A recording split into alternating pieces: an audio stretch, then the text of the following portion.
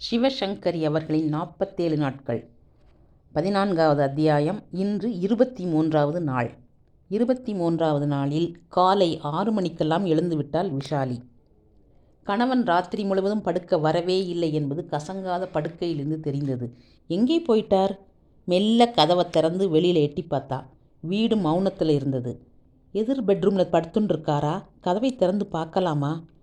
வீட்டுக்காரி படுக்கும் அறையை இவள் தவறி போய் திறந்து அவளுக்கு கோபம் வந்துருச்சுன்னா? பாத்ரூமுக்குள் போய் பல்லை தேய்த்து விட்டு மீண்டும் வெளியில் வந்தாள். இப்போதும் நிசப்தம்தான். என்ன பண்ணலாம்? கீழே போய் காஃபி சாப்பிடலாமா? இவர் என்ன இப்படி சொல்லாமல் கொள்ளாமல் காணாமல் போயிட்டார்? விஷாலிக்கு திடுமென்று பயத்தில் அழுகை எழுந்தது. எதுக்காக இப்படி ஒன்றுமில்லாதுக்கெல்லாம் பயந்துண்டு? கீழே போய் காஃபி குடிக்கிறதுல என்ன தப்பு? இது எங்கள் வீடும் தானே.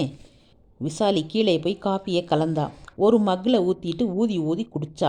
பேசனில் மக்கை அலம்பி கவுத்திட்டு சமையலறை ஜன்னல் திரைச்சீலையை ஒதுக்கிட்டு வெளியே பார்த்தா.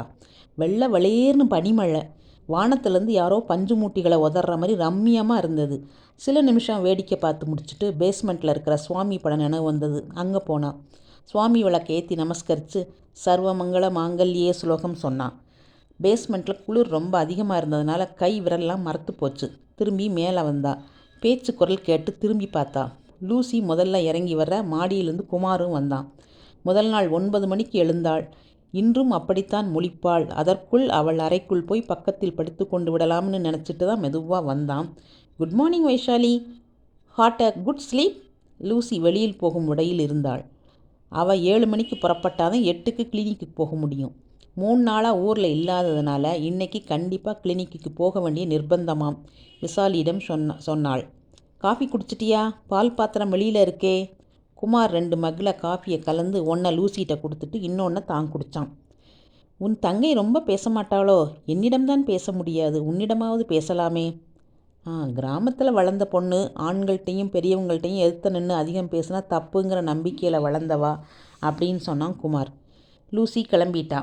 பாய் ஹனி என்று குமாருக்கு முத்தம் கொடுத்து விட்டு சியூ வைஷாலி என்று அவள் தோள்களை தட்டிவிட்டு அவள் வெளியேறினாள். அவளை அனுப்பிச்சோடனே உள்ளே வந்தான் குமார். கார் புறப்பட்டு ஷெட் கதவை சாத்திக்கிட்ட பிறகு விஷாலியை நெருங்கி அணைத்தான். அலாக்காக தூக்கி சோஃபாவில் கடத்தி அழுந்த முத்தமிட்டான். ராத்திரி எங்கே போயிருந்தேள்? எங்கேயும் இல்லையே.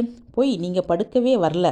ஓ, அதை கேட்குறியா? ஸ்டடி ரூமில் வேலையாக இருந்தேன். ரொம்ப நாழியாக எடுத்து இங்கே சோஃபாவில் படுத்துண்டே தூங்கிட்டேன். உன்னை 2 தடவை வந்து பார்த்தேன். நீ நன்னா தூங்கிட்டு இருந்த. வீணா உன் தூக்கத்தை கெடுப்பானேன்னு இங்கேயே இருந்துட்டேன். விஷாலிக்கு நம்பிக்கை பிறக்கவில்லை. அவனை ஒதுக்கி வச்சுட்டு எழுந்து உட்காந்துக்கிட்டா. என்ன டிஃபன் பண்ண போகிற விஷாலி? பிரெட்டு தானே? இல்லை உப்புமா உண்டா?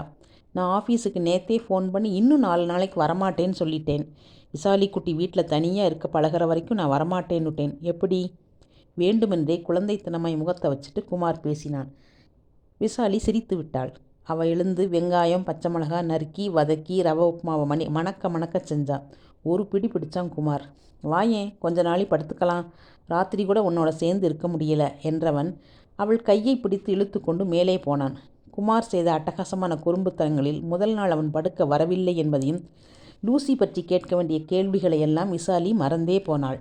மணி 10 நீ எழுந்து குளிச்சுட்டு வா, நான் வெளியில் போய் பால் தயிர் இதெல்லாம் வாங்கிட்டு வந்துடுறேன். தனியாக இருக்கணுமே பயப்படாத. இங்கே பயமே வேண்டாம். காக்கா வராது. நான் கதவை வெளியில் பூட்டிட்டு போகிறேன். நீ குளித்து முடிக்கிறதுக்குள்ளே வந்துடுவேன். விஷாலி வெந்நீரில் ஆனந்தமாய் குளித்தாள்.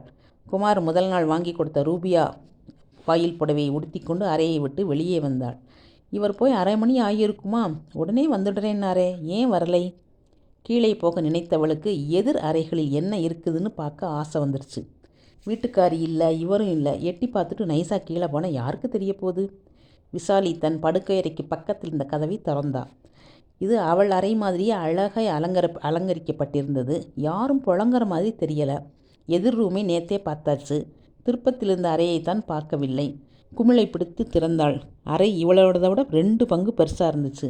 வேலைப்பாடு அமைந்த இரட்டை கட்டில், ரோஜா வர்ண சுவர், திரைச்சீலை, சோஃபா செட், கார்பெட், சுவரில் பொருத்தப்பட்ட அலமாரி.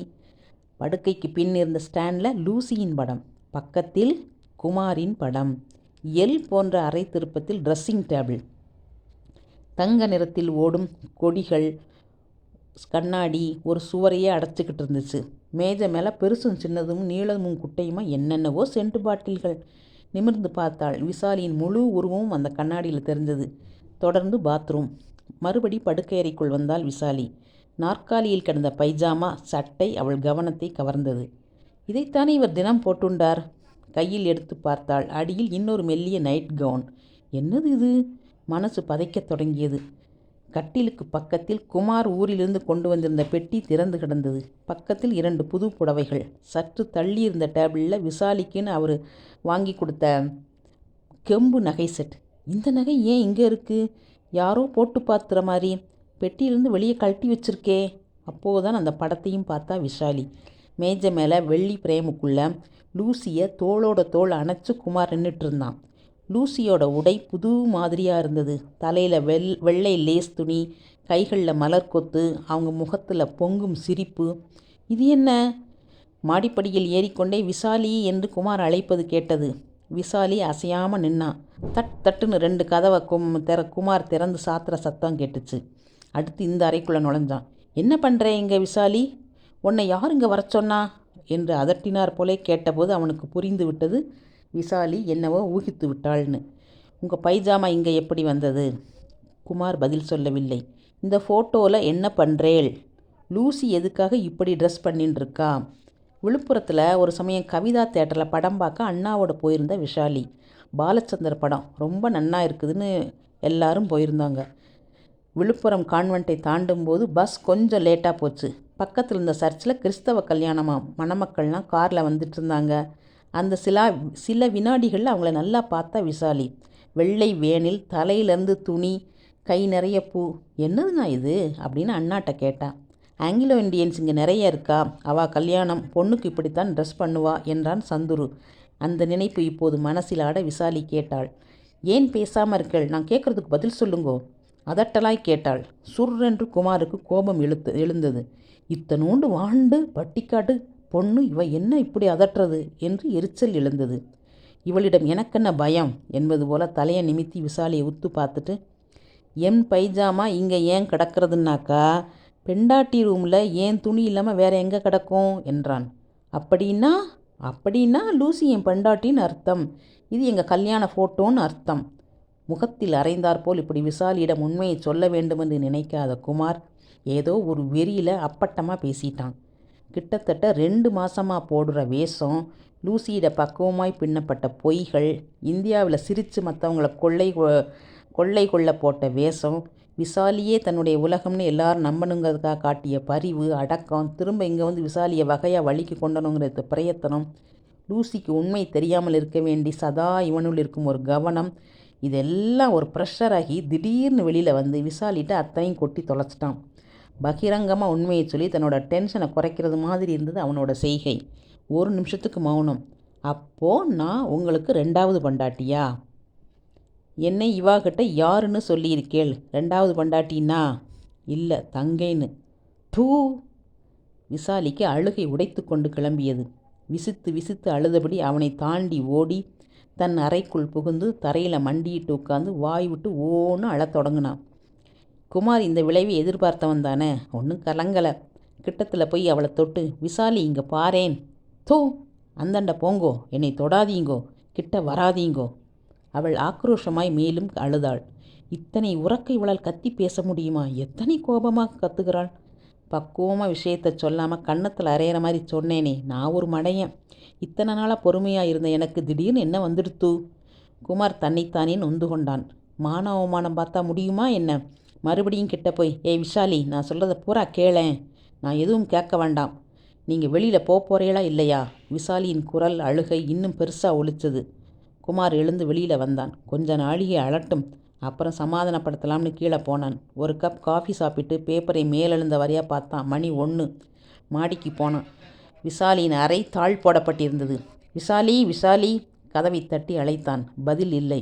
விசாலி, கதவை திறக்கிறையா இல்லை உடைக்கட்டுமா? கழுத்தில் சுருக்கு இருக்கு போட்டுண்டாலோ என்னவோ. மனசு சற்றே சலசலத்தது. மீண்டும் படபடவென்று உலுக்கி தட்டினான். நான் திறக்க மாட்டேன். அப்பாடி, முழுசாய்த்தான் உள்ளே இருக்கா. சாப்பிடவா விசாலி? மணி 1. எனக்கு வாண்டாம். என்னது இது? பச்சை குழந்த மாதிரி வந்து சாப்பிடு, நான் சொல்கிறத கேளு. பதில் இல்லை. விசாலியின் கோபம் இத்தனை பலம் கொண்டதாக இருக்கும் என்று குமார் நினைக்கவில்லை. ஃபோன் கிணுகிணுத்தது. வைஷாலி எப்படி இருக்கிறாள், சாப்பிட்டாளா என்று லூசி விசாரித்தாள். Oh is everything is fine baby என்று பேசி ஃபோனை வச்சிட்டான். அவனுக்கும் சாப்பிட பிடிக்கல.